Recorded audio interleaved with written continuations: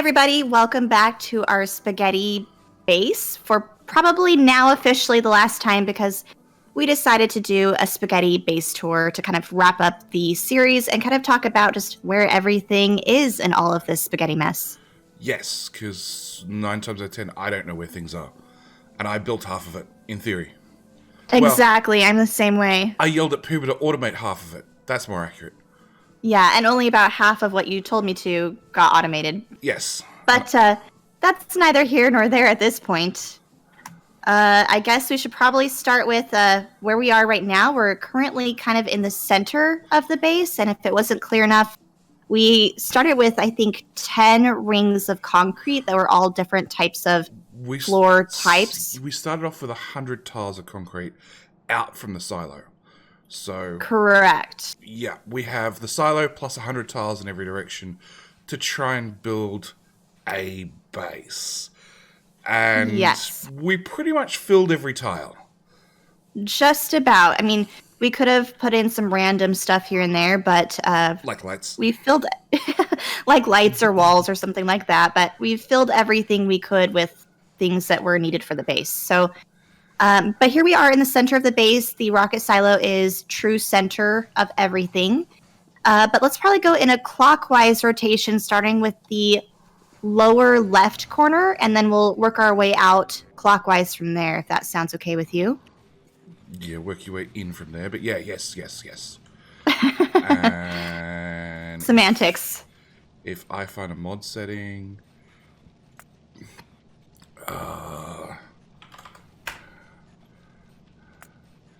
there we go. I just turned on more lights. Yep. Oh, cool. So JD is the creator behind this monstrosity here. No. I am the concept artist of this monstrosity. Okay. I believe you suggesting that we put cars on belts is where the true creation came from, and I demanded that they had to be tanks, not cars. Well, every time I suggested cars on belts, it was a joke because, of course, for those of you following my .17, .18 series, I did my cars on belts mega base. And I didn't actually mean for it to get implemented here, but JD wanted to take it one step higher and do tanks on belts, which is pretty much like a horrible concept, but we somehow got it to work. It worked. It worked perfectly. Maybe not on the first recording because somebody on that particular episode forgot to press record, but it worked fine on the second time round. Yeah, and that person, by the way, was JD. No, it wasn't. I have the footage to prove it, which will, I guess, never get released, but... Oh, there's still the blooper video to come. Maybe it'll get thrown in there somewhere. That's true. But long story short, so this is our steel build, or one of our steel builds with... Yeah. The iron ore comes in off of this train station here. It delivers the iron ore and the coal into the tanks. And from the tanks, filter inserters pull from them and put them into the adjacent smelter nearby. And then the output is over here. And this gets fed back into one of our many weird lines of product. Yes, many weird lines is 100% accurate. Yeah, we don't have a very traditional main bus system. I think we just have as many lines as we possibly could fit, that some start, some end, and it's just very random. Yes. Yeah. But anyway, just above steel, we have one of our iron smelting areas that just conveniently fits right within these train tracks here, and also is kind of fit also against our perimeter wall and ammo line here, which does make a square around the entire base filled with ammo. Mostly the entire base. Where does it not go? Power on the right-hand side, but we'll get there. Okay, we'll get there. So let's hopefully safely cross this line here, because now we're getting into module territory, and these modules go ahead and feed into the rocket control units up above, even further up the line, I guess. Up the line, yeah. And we've got some military science, which is made right here because we're a little bit short on military. The rest of the military build is like on the other side of the base, and then we're making Yeah. steel on site because we couldn't find a steel belt conveniently right here at the time. Yes, this was before we made our tanks on belt steel belt build, or else we could have probably just brought over the steel, but And we left this as is. yes, the steel does come up, wrap around, and go back down here and stop for no reason whatsoever. Just accept it. Lots of things in this base do that. Yeah, there's a lot of really weird random things. Just ignore it. Yeah. The really cool thing about this military build here was that, like JD said, it was an extension on our military build that's more in the center of the base, but we were still able to get the science packs joined up exactly where they needed to go. Yes, way over here somewhere. So, yeah, if I zoom all the way out, I can almost see the other military build. Almost. I think it's over. Well, yeah, I think we can over there. Yep.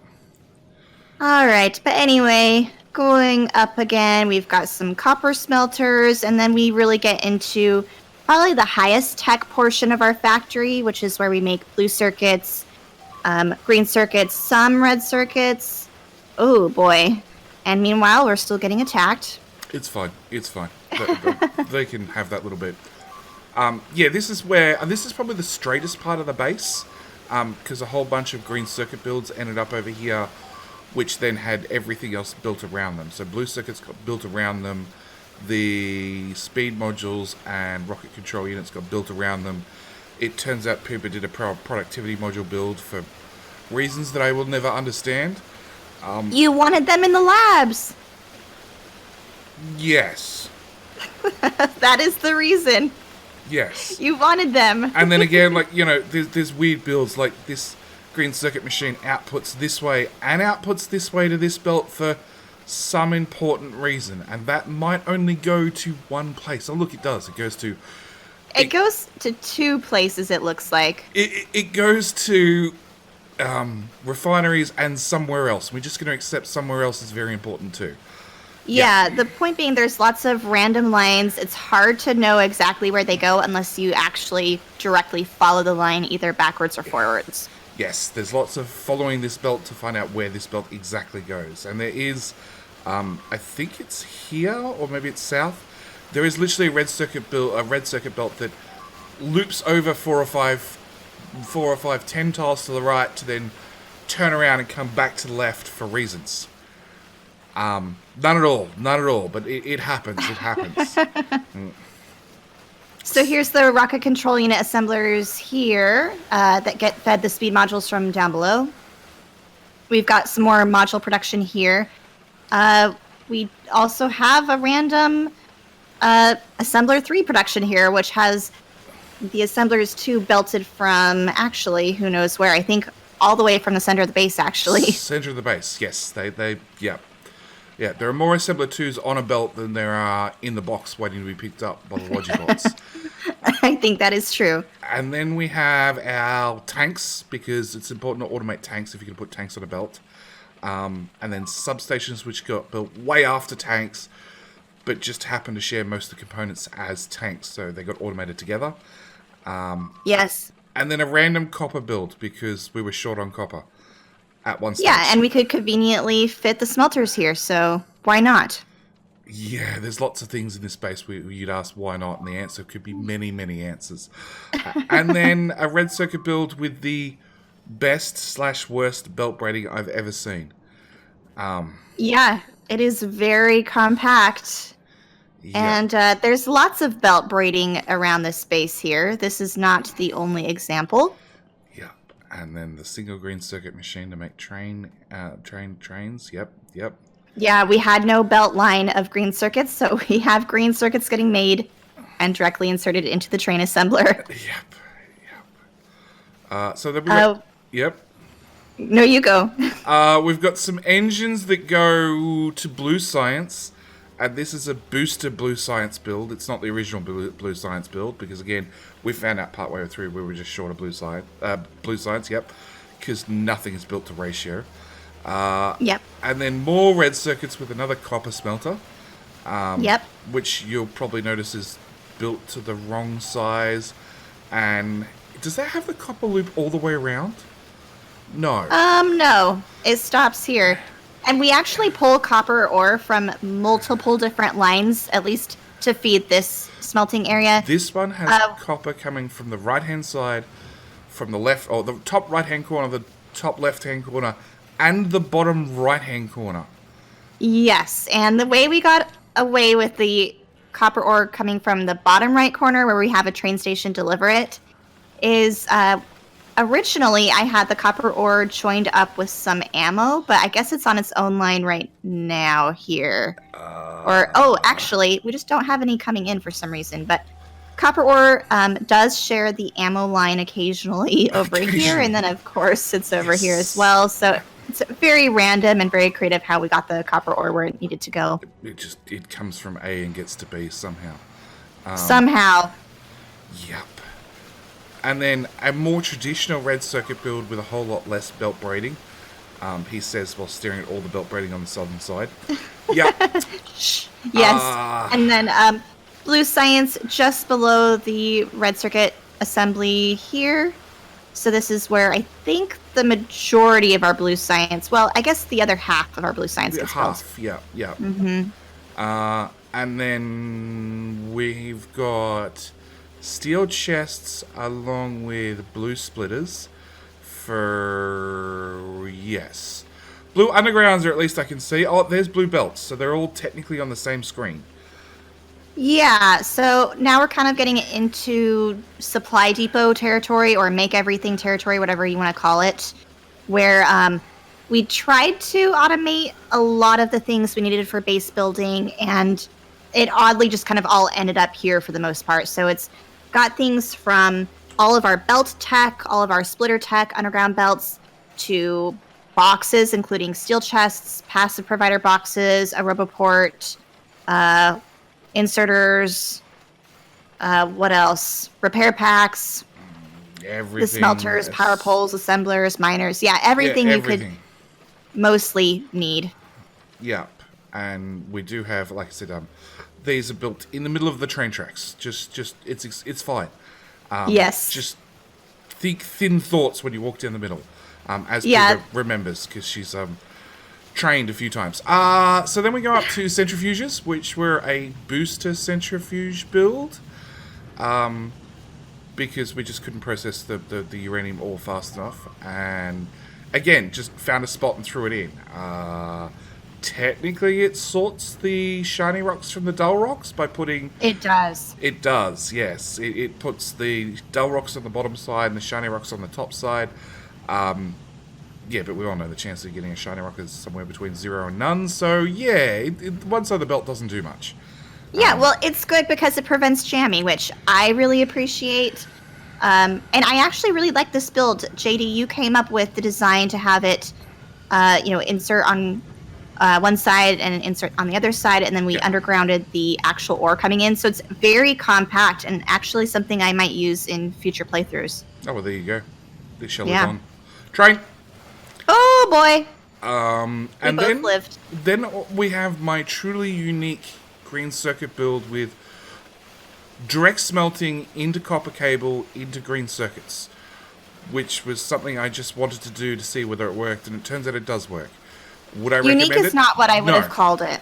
No, it is unique. It is unique. It is unique and definitely worth of a nuke. It's horrible. Yes, it is. I think our last real episode was basically half an hour fighting over the concept behind this, because I wanted to just continue the copper belt and get rid of the smelters, but JD said there was no point to that. So it's basically like arguing back and forth, but this is how it will live on. Yeah. Forever. This is also how it is in the save file, which is down in the description. You're welcome to come grab a copy and wander through this map yourself, and ask many, many questions, which we will never, ever have an answer to, because we probably don't know either. True. So yeah, the ammo belt finishes up the top, and then we have this section here, which I couldn't get ammo through, because we'd already sort of built in around this edge where we'd thrown in more power, because we were always short of power. So and look, one laser. These things are not getting any power poles to light that up. Oh, poor Diddums. It's fine. I'm pretty sure you had the rule of no changing things. Well, sorry, my OCD got the better of me. And then we have Poober's great belt of robots and roboports, which has That's true. signal wire that you have to chase all the way back to this inserter here and this inserter. One of these inserters, and it stops it outputting robots onto the giant belt that goes all the way up here to feed into. This is the closest roboport that we can access to this machine. There is one right here, Yes. but we couldn't access it. Yep, it was just too full already. Yeah. So, yeah, that was my solution to preventing a humongous buffer and expense of construction bots. So it worked. It worked. Yep. Yeah, I'm pleased with it. Yep. Also, if you guys remember, our uranium processing or smelting is up here, but we were able to get the line of the 235 and the 238 kind of snaking all the way around clockwise through this belt braiding that you're seeing here, and that was quite a feat. Magic mess. Yeah, Yes. It changes colors and speeds multiple times. Yes, It's this belt here that I'm standing on. This one's the one that has uranium on it. Everything else has nothing to do with it. Yeah. I know. Yeah. It kind of affected some of the throughput of our products, but it was a sacrifice we had to make. Yep. She slowed down our copper that we were desperately short on for low density structures to yellow belt speed because that's the color she happened to use to braid it. Yeah. Well, I'd like to see you belt braid any better, but Don't belt braid. Don't belt braid. Don't belt braid. that's a debate for another day. But that passes our steam engine build here. I guess this used to be the majority of our power before we got nuclear power. This was the second power plant we put up. So we have True. a semi-traditional power plant that is at the last of our loop, and then this was a very, very straight, very, very normal. It's probably the most normal part of the base. I actually think it's even built somewhat to ratio, sort of. Kind of. Yeah, it's the most normal part of the base, that's for sure. And Yeah, it really is. It's all straight and nice looking, and part of it uses coal, and another part uses solid fuel because we had some solid fuel nearby. Yeah, and it was running on burner inserters, so if you see right here, it had to slow down to yellow belt speed so the burner inserters could pick up the coal, and then at the same time maintain red belt speed overall to feed right to the end. So, yeah, split into 2 yellow belts and then joined back together to go back to red belt speed, because reasons. Okay. We should have just upgraded those inserters.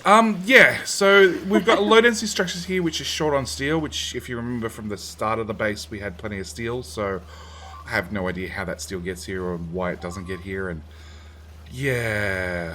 Yeah, I think this steel comes from more of the center/bottom left portion of the base, but we may never know. I'm not looking into it. Yep.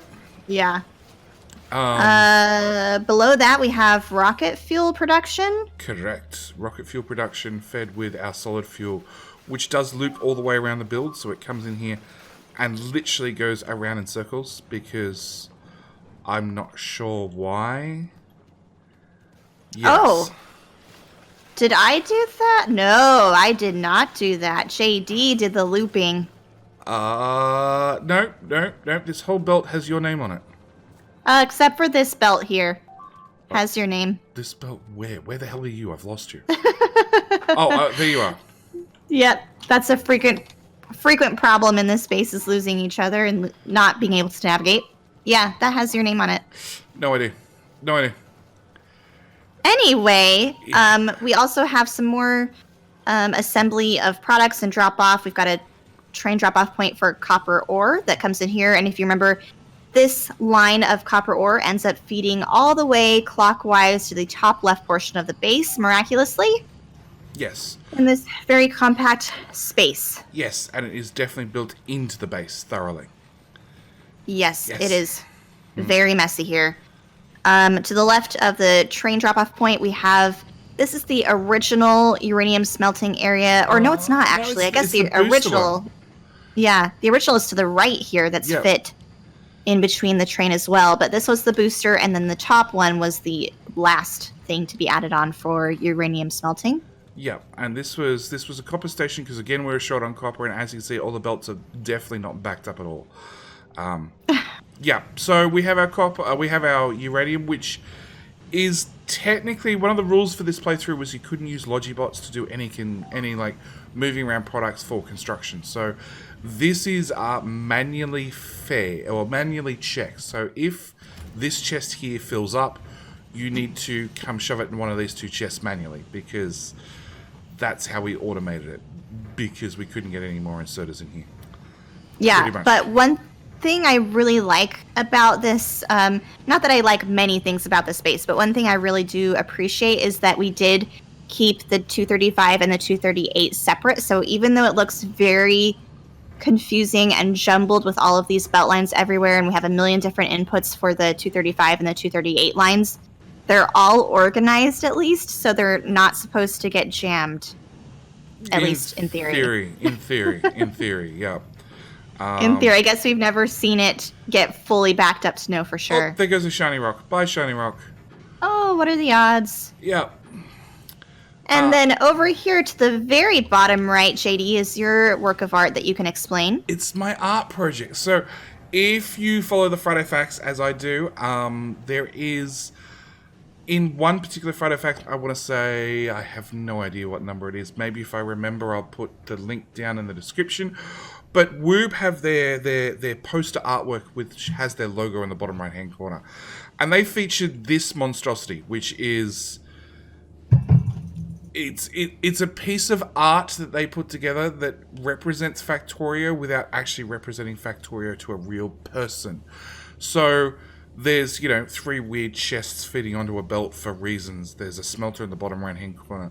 There is uranium fuel cells on a belt with gears that with an underground that's far too long to actually make the distance that it needs to pass.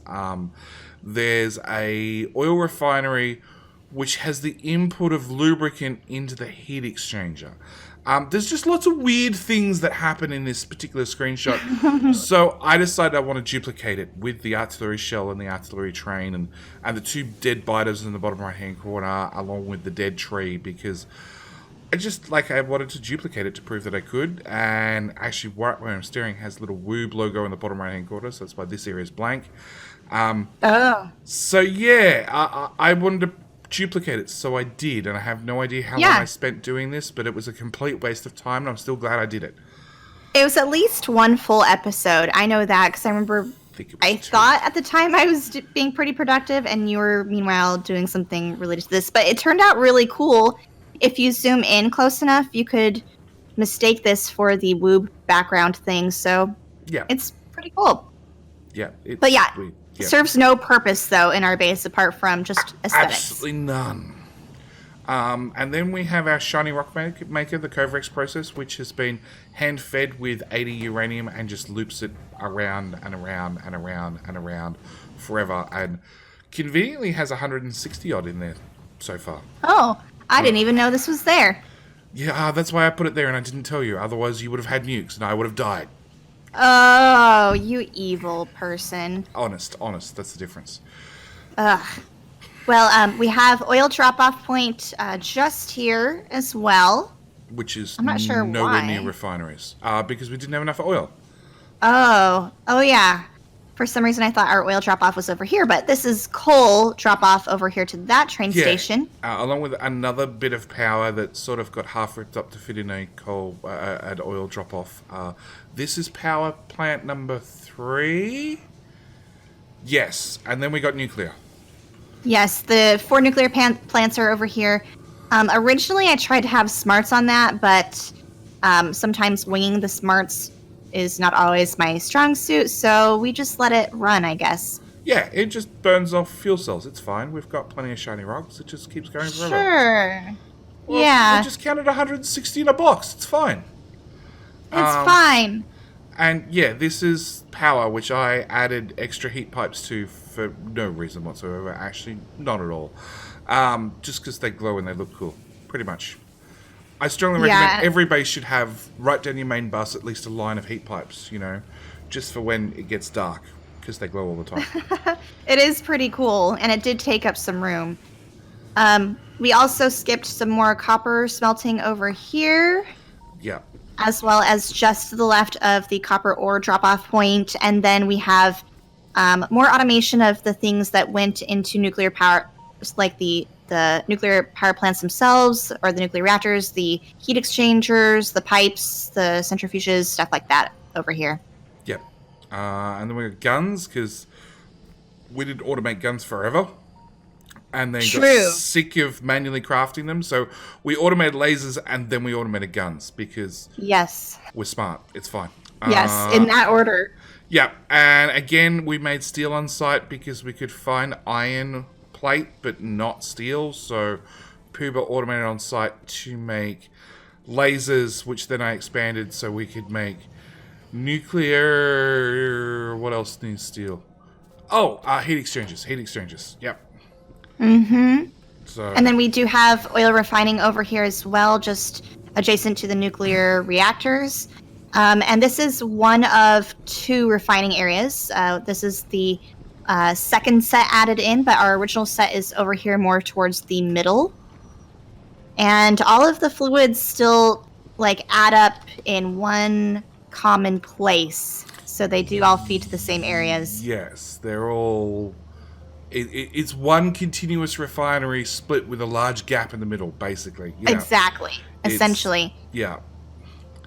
So we got battery production into laser, into solar accumulators and radars for all the important reasons to make the all-important special satellite, which had stuff fed from everywhere. Yeah, I think I spent 3 episodes planning and building my satellite thing, and I was so excited once we actually did the research for it.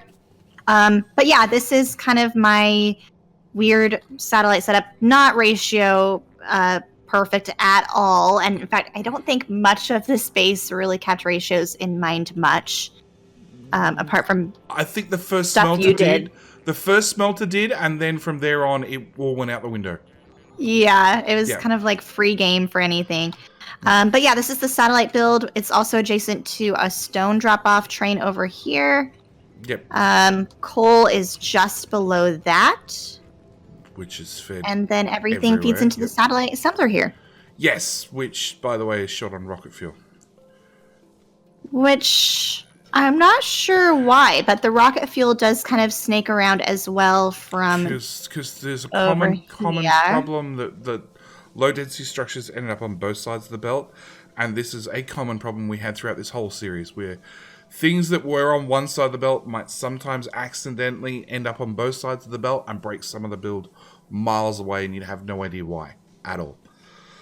Yeah. There's a lot of the space that doesn't work, or if it does, we don't really know why. Yeah. So then we have our original power, which was built in the base, along the base, and through a cliff, because it was our original power, so we didn't have cliff explosives. So you just build around the cliffs, everything's fine.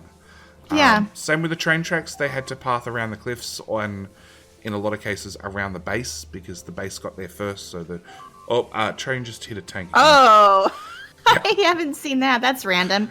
No, it's not random. Every single time they go past the tanks, they hit a tank. It's. I never noticed that. Pretty much guaranteed. That's horrible. We've got more copper smelting fit in here because we could. Because we needed it. It's not because we could. We needed it. And then we're kind of back where we started, but now we can kind of talk more about the center stuff of the base. Yep. So we have an iron smelter, which is, again, squeezed in amongst everything else, which is, I think it's 1.5 iron smelters overall, fed from one train station, which also feeds iron to, 3 other smelters. So it's a very busy train station. Very, very busy. It is. So we've got some of the ore coming down here to the bottom, and then the other... half of the ore comes over here to our original smelting build. And this is really kind of where the base essentially started, was the very, very center, and then we worked our way out. Yep. So we've got original iron smelting build here-ish. Iron's over here. Iron's over here. And then Yep. we looped it back to make some steel. And then we added this over here to make more steel, which is still fed from the same train station. Yep. Which makes more iron and more steel. And again, it's fit in around the train track because the train track got there first. And as we work our way up iron, we get to our military build. This is the primary military build. The secondary one's over here. Reasons. And we're making pipe and gears here. Yep. I don't know why. I don't know why. Yeah, it goes to something, but I cannot tell you what. My money's on engines. Oh, yep. If you follow the line, it goes all the way up here to engines over here. Oh, there you go. Past another steel smelting build. Yeah. Up above the iron. So we have, this mess, and I'm just going to let you admire for a second. You know, there's grenades and yellow ammo and red ammo and boilers and power poles and steel furnaces? No, I don't see steel furnaces. No, I see steel furnaces now. Electric furnaces, stone furnaces. Yeah. The components for red and green science, which have been shuffled around like 8 times, and the spaghetti in here has slowly got worse and worse and worse as we've begged, borrowed, and stolen tiles from here, there, and everywhere to automate science and then feed it into the labs, which technically most of the labs get science. I don't think all the labs get science. I think all of them do, actually. Like, if we had the original labs in place that I think you put down, and then I kind of used the daisy chain technique, even going into a tank, because I had no way to direct daisy chain the labs from one lab to the other. So this is the last one over here. People use tanks because you can filter a tank, but you can't filter a box. So the tank has filters for all the different sciences, including 2000 space science, for the record, Poober. Yeah. It's one stack, and you stack space science to 2000. It's an awful lot. Well, I mean, I just did one filter. Yeah. I couldn't make it any smaller, but you can see that technically all of the labs get all of the science. And actually, JD thought of the really weird technique of having the rocket silo direct feed the space science into the labs, which I've never seen done before. So we've got this one red inserter here, here, and here that directly feeds the space science into all of the labs from there. Which we've never used.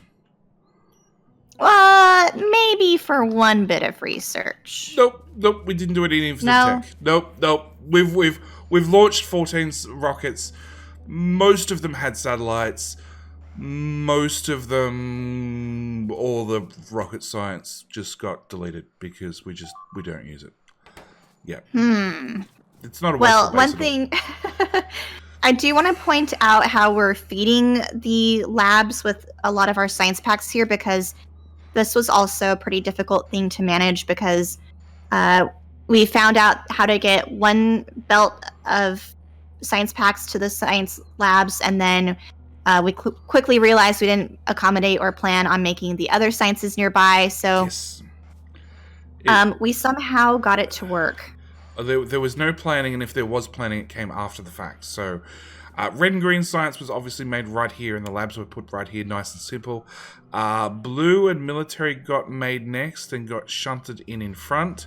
And then I have a feeling there was an assembly machine that got in the way at some stage. So it got removed, and then that let high-tech, and no, it's not called high-tech anymore.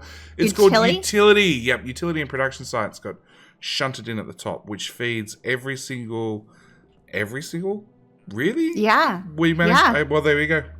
I thought there was one shot. Yeah, we're amazing. Yeah, no, we're better than we realized. But yeah, we somehow, I mean, there were many episodes where it was just all about getting belts from point A to point B, including these science packs, which I specifically remember being a pain in the butt. Yes. But then moving past our further automation that we kind of already talked about, so the miners, the assemblers, all of this above here, we've got, I think this was our first green circuit build which is very small, doesn't produce a lot. Well, we built another one right beside it to produce more, which was still not enough. That's true. Still not really enough. And then we have our first or original copper plate smelting area here. This is about as straight and neat looking as it gets. Yes. This one is straight, and then we have our stone here, which is normally because stone takes twice as long to smelt as iron or copper. Normally, the smelter ends up like half the length, but instead, in my infinite wisdom, I built it a normal length and then double output to the belts. So it is technically in ratio, but outputs one half onto one side of the belt and then the other half onto the other side of the belt to give you a full belt's worth. Okay, that makes sense. Yeah, I've never done it before, and I now don't know why haven't done it that way before. So yeah, I think I'm going to do that in the future. Yeah, very compact. We have wall production just nearby, and this gets fed into science, as well as I think just a passive provider box somewhere as well. Yeah, a passive provider box somewhere, but this gets fed into military, which is on that side of the base. Yep, left. Yeah. And then past the original refining build. This was my setup originally, I think, which is why it's especially lame. Yeah, your pipe spaghetti. It's confusing.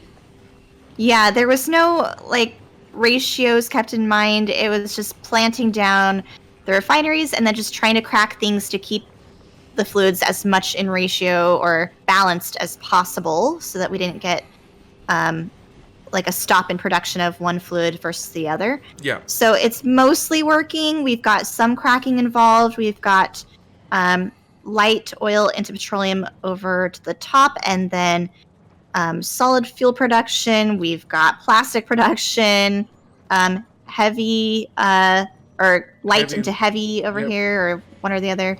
Yeah, heavy and a light. One chemical for lube. Yep.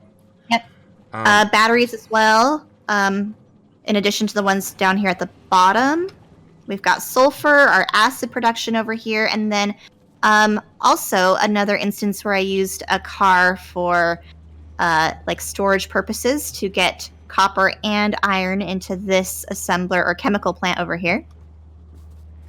And there's the car. I didn't even know the car existed. Well, I didn't tell you, or else I feel like you would have shamed me. Probably.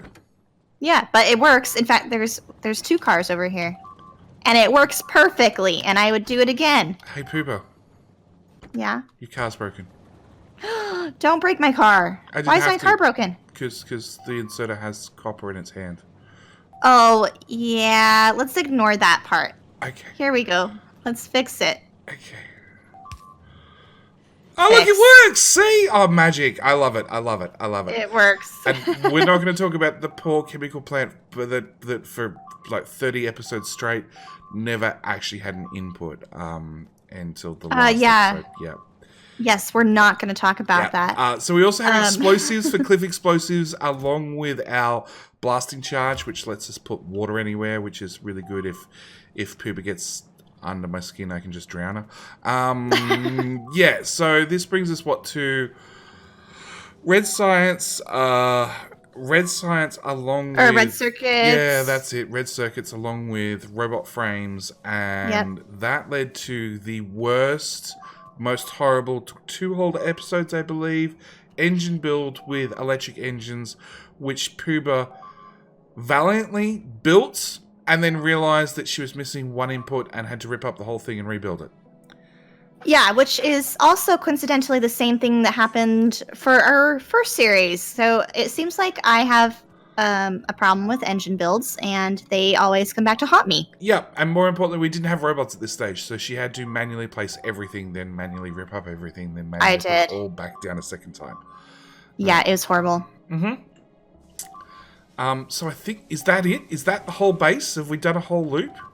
It might be. I guess let's take a look at more of the outside stuff in terms of our miners and everything. Our current miner that's getting attacked over there, that's really obnoxious. Sorry, guys. Yeah. This was at least mostly vanilla in terms of actually the only non-vanilla thing were the aesthetic mods we used, like disco science, and originally we had like little snowmen back when this was winter. Back at Christmas time. Yeah, we've got a water explosive mod. So the full list of mods are listed down below, but the biters were kept at their normal aggressions, which is why we've got so many things getting destroyed right now.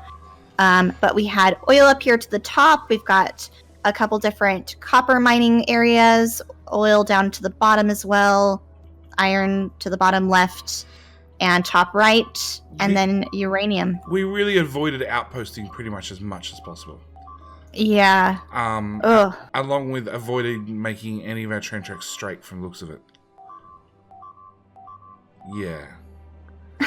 None of the train tracks were straight. And they did pass right through the middle of the base because we decided to put iron down here in this corner, and the iron ore was in the top right, so logically I just ran the train tracks basically straight up to the iron ore, and if it happened to go through the middle of the base, it's fine, we just build around it. And we did. Exactly. So I don't think there's anything else unless there's something we've missed. No, well, I mean, of course, there's a lot of things we missed. There's still going to be, like, if you guys download the map, you're going to find some things not working, some things working, and we don't know why. You're going to find some problems that you guys mentioned in the comments that, didn't get fixed. Oh, and we've got this area over here, for example, that is only getting it has fuel. It's full and of not coal. the copper. And I saw that as soon as we started. I'm like, nope, not questioning it, just leaving it, just ignoring it. We're gonna leave it. This is how it is in all of its glory, beauty, and the disaster that it is. But it's definitely spaghetti. Yes. That was the whole point of this series, to make something horrible, practice every different type of belt branding possible, and belt trickery there is on the planet. If all else fails, use an inserter to move something from one belt to another, which I'm pretty sure happened a number of times. Yeah. Or thread it through a car. I know I've said this from the very beginning. I have a very love-hate relationship with this base, but, it's for what it's worth. It was a good experience. I'm glad we did it, but I'm also glad to be moving on. And she was way also, if you guys have any suggestions for season 3 of something, please let us know as well. Yep. All right. Well, I think that's it. Thank you guys so much for watching. Thank you for enjoying this series as much as we might have or might not have. And we'll see you guys in whatever comes for season 3. All right. Sounds good. Bye. Bye.